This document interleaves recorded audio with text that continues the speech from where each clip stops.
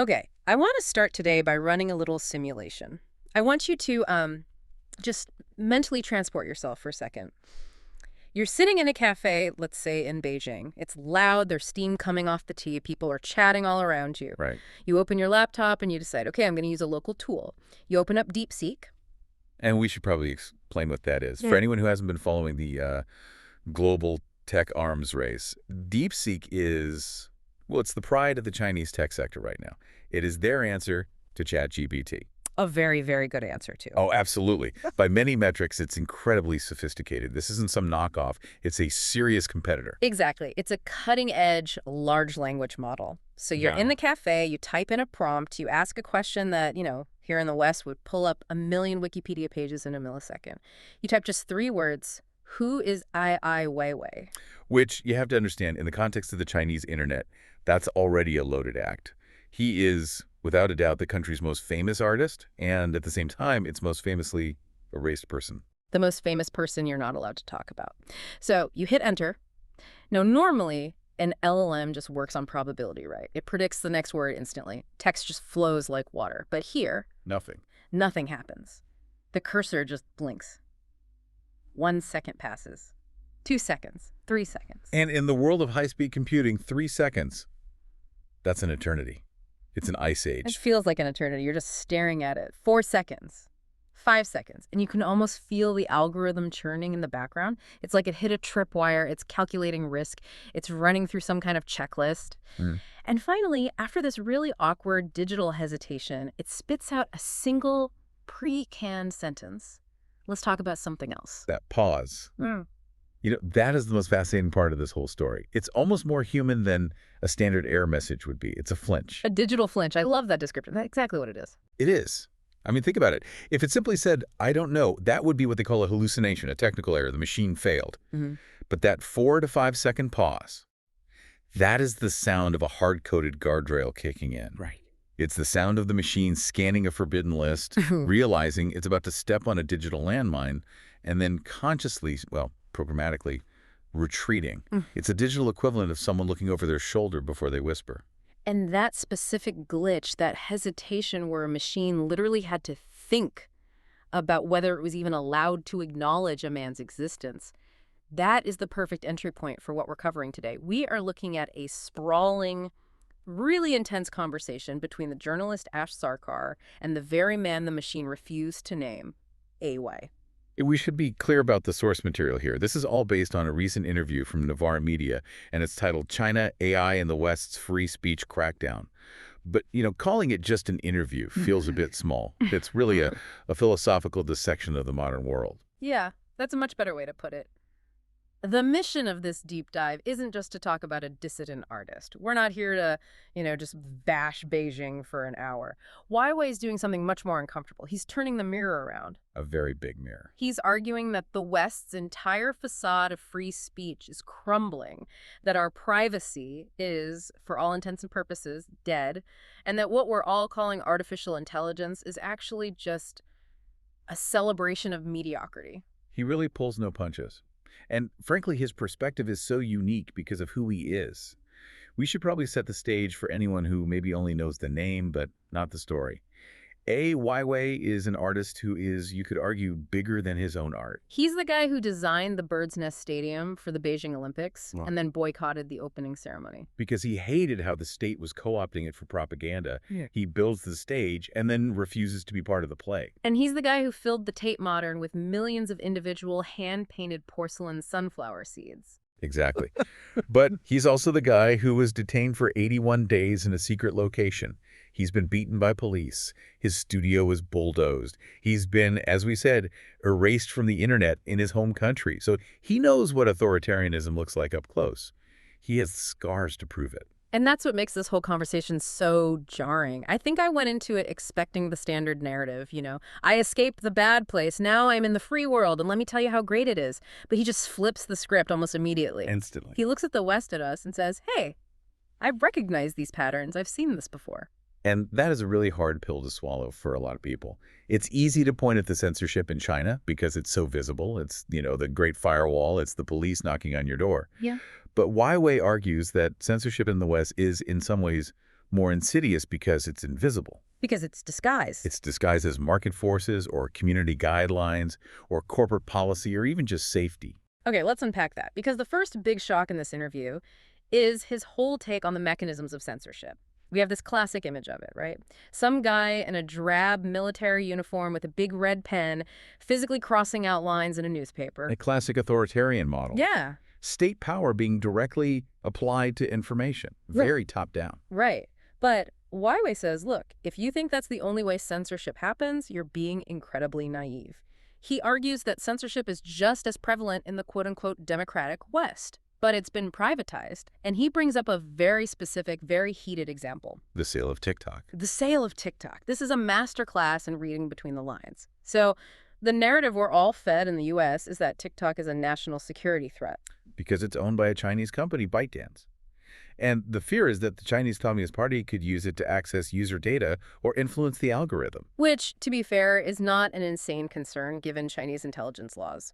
Oh, absolutely not. Weiwei doesn't for a second deny that China spies or that they would love to have that data. He's not naive about the CCP. But he looks at the solution the U.S. government proposed. They tried to force a sale of TikTok's U.S. operations. Right. And who was one of the key figures poised to take control? Larry Ellison. The Oracle guy. Yeah. But more importantly, a mega donor to the Republican Party and a very close ally of Donald Trump. Weiwei points this out and says, hang on, do you really think this is about security?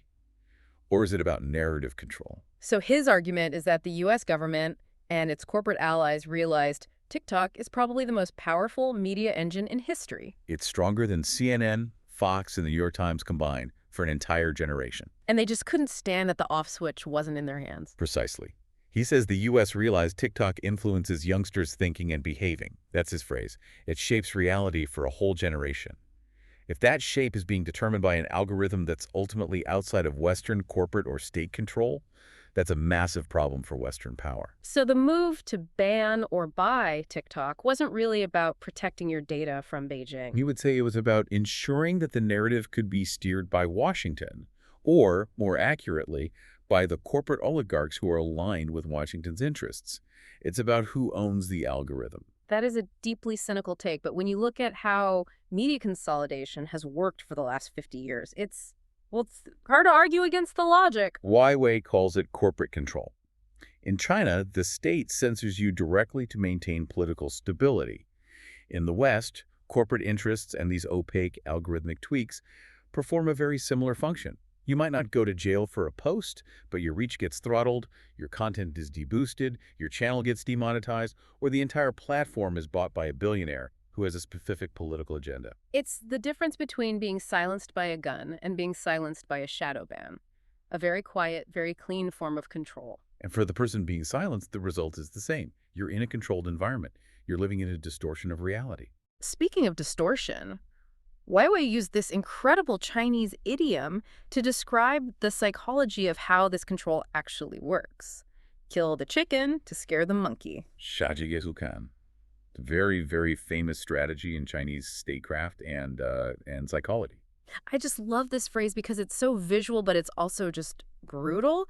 Can you break down the game theory here? Because Weiwei uses it to explain why you don't actually need to censor everyone. Well, think about it from the perspective of efficiency.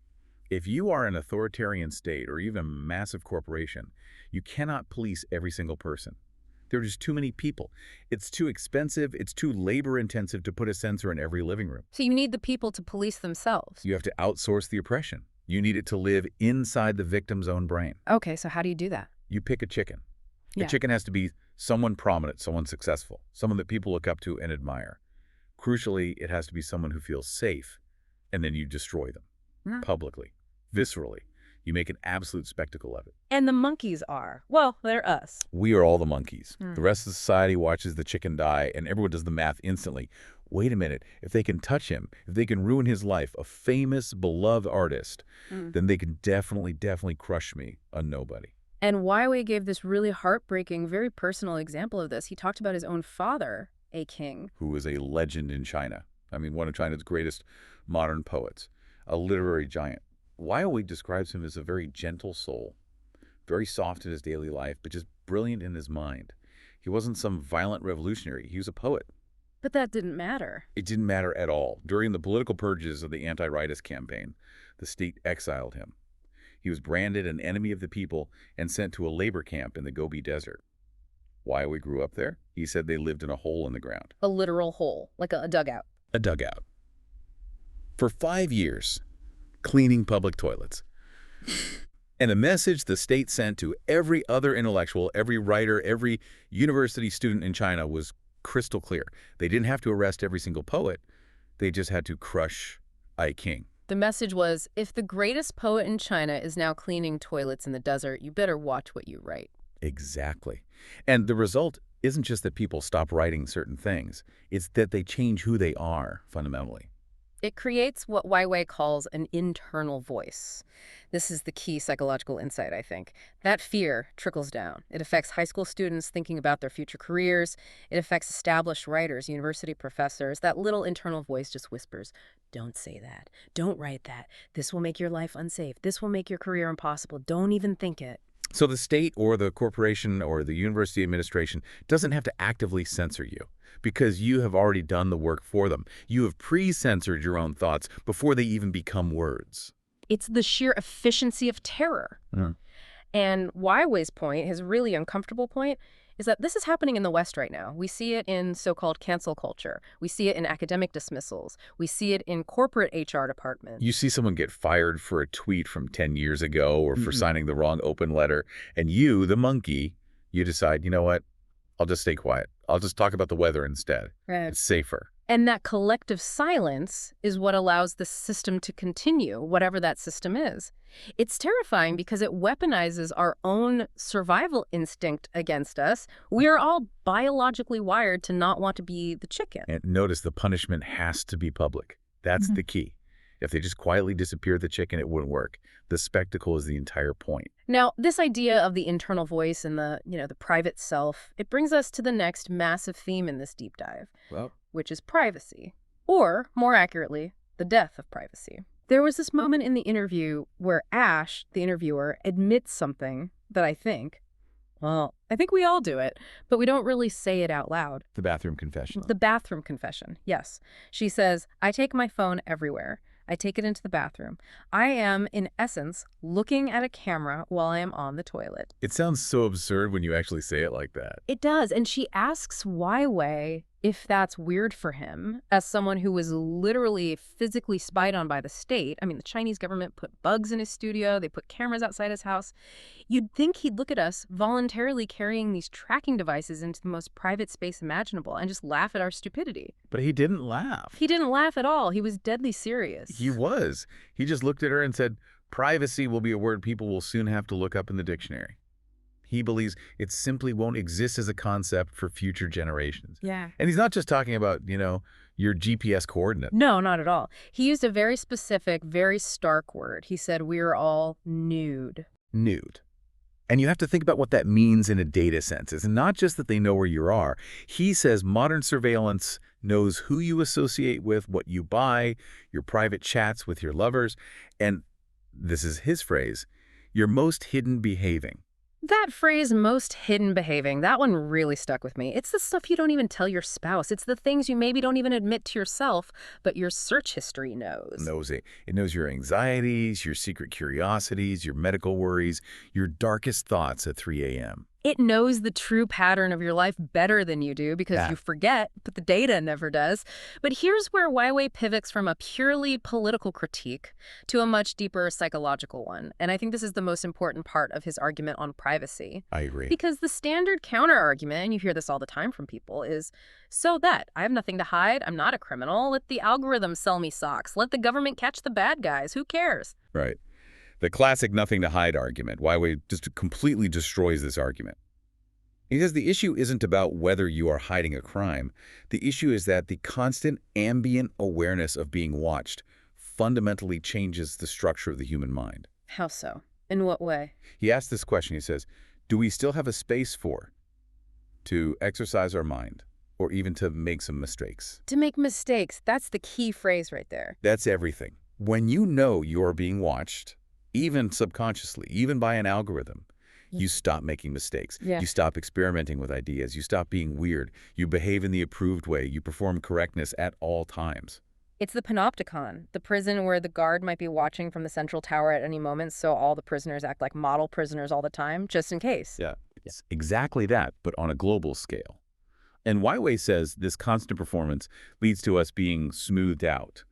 That's the term he uses. We lose our jagged edges. We lose our eccentricities, our individual differences, because we are constantly auditioning for an invisible audience of friends, employers, and governments. So if you say, I have nothing to hide, what you're really saying is, I am willing to become a generic, predictable, and ultimately boring version of a human being. A version that is easy to categorize and market to. Yeah. That is profoundly depressing. But it explains so much about why everyone seems to sound the same on social media. We're all performing for the same algorithm, trying to say the right thing to avoid the penalty. We are all monkeys, trying desperately not to be the chicken. We are optimizing our personalities for safety, not for truth or for authenticity. Wow. Okay. I want to pivot now to Weiwei's personal history, because it informs all of this so deeply. We talked about the surveillance, but he actually lived the most extreme version of this chicken scenario. He was arrested in 2011. But the way he describes it, it wasn't a normal arrest. It wasn't, you have the right to remain silent. No, it was something else entirely. He calls it a kidnapping by a state. Yeah. He says he wasn't surprised that it happened. He knew he was poking the bear. He was prepared for that, but he was surprised by the style of it. Right. They didn't just knock on his door with a warrant and say, come with us. They grabbed him at the Beijing airport as he was about to board a flight. They put a black hood over his head.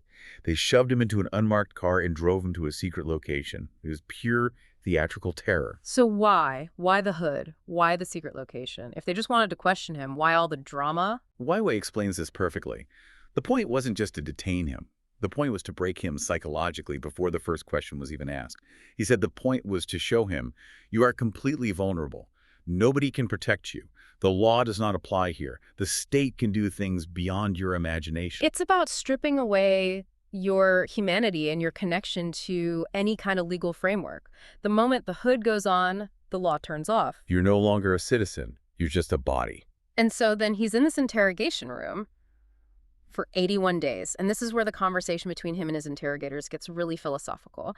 It turns into this weirdly intimate, high-stakes debate about the nature of truth. Yeah. And one of the interrogators asks him this question, you are an artist. Why did you do what a journalist should do? And they were specifically referring to his citizen investigation into the 2008 Sichuan earthquake, where thousands of school children died when their shoddily built schools collapsed. The tofu drag construction. The tofu dreg schools, exactly. The state blames the earthquake, of course, a natural disaster.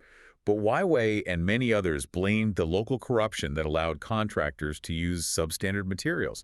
The state wanted to bury those names. They wanted to move on. And Weiwei refused. He organized volunteers to go village by village to dig up the names of every single child who died, to verify them, and then to publish them online. An act of radical remembrance. So the interrogator is genuinely confused. He's like, you're a famous artist. You design Olympic stadiums. Stick to sculpting. Why are you acting like an investigative reporter? And Weiwei's answer is just a masterclass in his entire worldview. He completely rejects the distinction. For Ai Weiwei, art, journalism, and the law are all the same thing. How can they possibly be the same thing? I mean, one is painting a vase, and one is cross-examining a witness in court. They seem like totally different disciplines. Because in his view, they are all disciplines that are fundamentally trying to get to the right answer about facts. That's his core belief. They are all trying to protect the basic rights and dignity of the individual against powerful systems. He calls truth an essential nutrient. An essential nutrient, like vitamin C for the soul. Exactly. He argues that without truth, without facts, you cannot think clearly. And if you cannot think clearly, you cannot possibly define yourself as an artist. So for him, investigating the structural integrity of a collapsed school building is art because it reveals a profound truth about the society that allowed it to happen. So if an artist ignores the dead children just to paint a pretty flower, they aren't really an artist in his view. They're a decorator. They're complicit in the lie. There was this other fascinating moment he recounts from the interrogation, where the interrogators, after months of this back and forth, get kind of candid with him. They're almost curious. They ask him, Weiwei, let's be honest. Do you think you would be this famous without us? It's the ultimate irony, isn't it?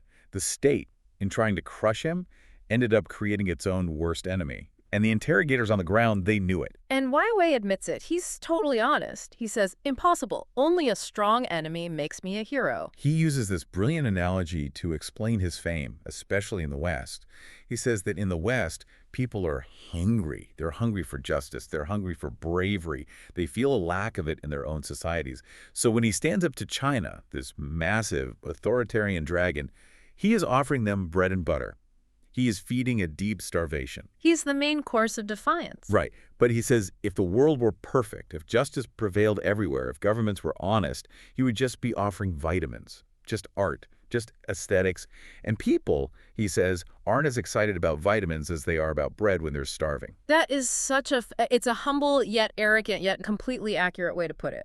He's essentially saying, the only reason I'm a hero is because you guys are such effective villains. The enemy makes the hero. It's a completely symbiotic relationship. He needs the wall to push against. Without that oppressive wall, he's just a guy dropping a Han Dynasty vase on the floor. It's just a performance. With the wall, it's an act of rebellion. And here where it gets really, really complicated for his Western audience. He is now finding new walls to push against in the West, and people are a lot less comfortable with that. Oh, yes.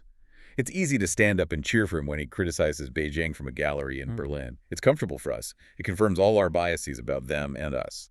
But it's much harder for the same Western audiences when he turns that critical gaze on Berlin itself, or on London, or New York. That he's not the hero anymore, then he's just a problem. Let's talk about that, because he brings up the war in Gaza and the Western response to the protests that erupted, and he says he is genuinely shocked. Not by the war itself, sadly. He seems to view conflict as an inevitable part of human history, but by the crackdown on dissent in the West. Specifically, he focuses on Germany. He spent a lot of time living there after his exile from China. And his critique of Germany is absolutely scathing. He talks about seeing videos of German police beating peaceful pro-Palestine demonstrators. And he connects it directly to Germany's past. He didn't just connect it, he used the F word, fascist. He did. He said the fascist impulse is still there, just with a different target. Now, can you explain that? Because Germany has spent 80 years building a national identity around atoning for the Nazis. It seems like an extreme thing to call them fascists now. Weiwei argues that despite all of Germany's performance of regret, all the monuments, the never-again speeches, the method of state control, the underlying impulse hasn't evolved as much as they'd like to think.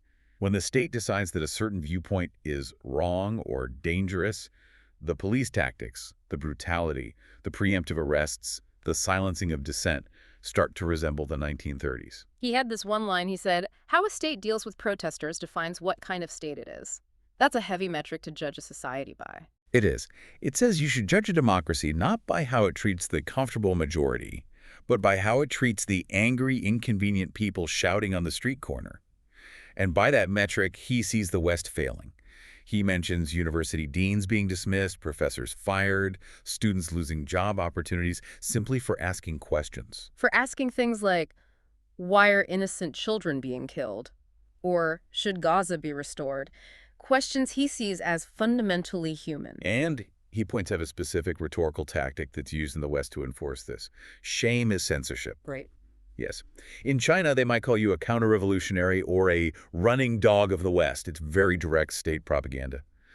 In the West, Weiwei says they smear you with labels like anti-Semitic or anti-Chinese or pro-terrorist to shut down the conversation entirely. He argues that these labels are often weaponized. They aren't used to actually describe a reality. They're used to silence a person, to make them toxic. To make them the chicken. Exactly. But Ash, the interviewer, pushes him on this, though. Yeah. She plays the role of the skeptic here, which is great. She asks, well, where is the line? Because some people genuinely believe they are making a moral judgment. Some speech is hateful. It's the essential question, right? It is. And Weiwei's answer, it was surprisingly simple. For a guy who talks about these deep concepts, he stripped it right down to basic biology. The daughter test. The daughter test. He just says, do I want my daughter to be hurt? That's it. He says we all get so confused by sophistication and political narratives and historical grievances. We get lost in the intellectual weeds of history and territory and who's right and who's wrong. But for him, the ultimate answer to any political question is simple. Do I want my daughter to be hurt? Do I want that child in Gaza to be hurt? Do I want that child in Israel to be hurt? And it just cuts through all the noise. He says if the answer is no, and for any sane human the answer is no, then the policy that results in them being hurt is wrong. Full stop. He thinks we've lost that simplicity.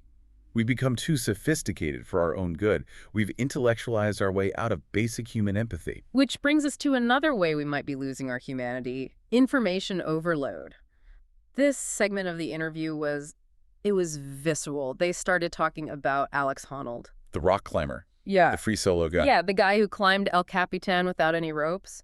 Ash talks about watching him climb another tower on a live stream and feeling the sick, voyeuristic sensation like she was watching someone potentially die, but as entertainment. And Ai Weiwei just jumps on this image. He connects that feeling, that desensitization, to real-life horror as spectacle, to something truly horrific. He brings up the World Economic Forum in Davos. This part just blew my mind. He claims that while the war was still happening, while the bombs were still falling on Gaza, world leaders were in Davos looking at plans like actual architectural blueprints to turn Gaza into a luxury resort. Resort planning. It sounds like something from a dystopian novel. And he says he wasn't surprised that leaders would do this. He has incredibly low expectations of people in power.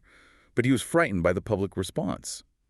Or rather, the lack of a public response. Right. He says the public reaction to the idea of turning an active war zone into a resort was less than the reaction to a guy climbing a tower without ropes. We care more about the spectacle of one celebrity risking his life for sport than we do about the cynical erasure of an entire territory and its people. And he blames the supermarket of information. The supermarket. That's his metaphor for the modern internet. We're standing in an aisle with 200 types of food, 200 types of news, tragedy, gossip, memes, celebrity scandals, and we are just overwhelmed. We've lost the basic intuition to pick what is important, what is right. We just consume the most shocking thing, the most viral thing. We are glutted with information, but completely starving for meaning.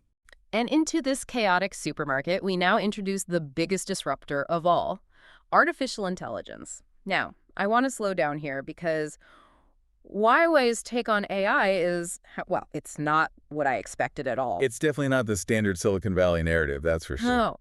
Everyone is either saying AI is the future, AI is God, it's going to save us all, or they're saying AI is a dangerous super intelligence that will turn us all into paperclips.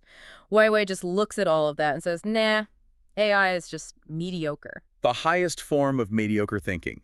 That's his exact quote. Why mediocre? I mean, that seems dismissive. I've seen AI write sonnets. I've seen it code entire websites in seconds. How is that possibly mediocre? Well, to understand his critique, you have to understand two things. First, how large language models actually work.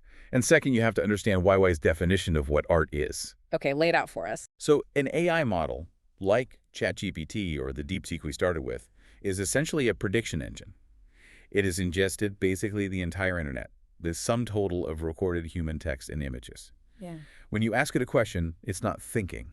It's calculating the most probable next word based on that massive data set. It's giving you the average. It's giving you the consensus of everything it has ever read. So it's the wisdom of the crowd on absolute steroids. Exactly.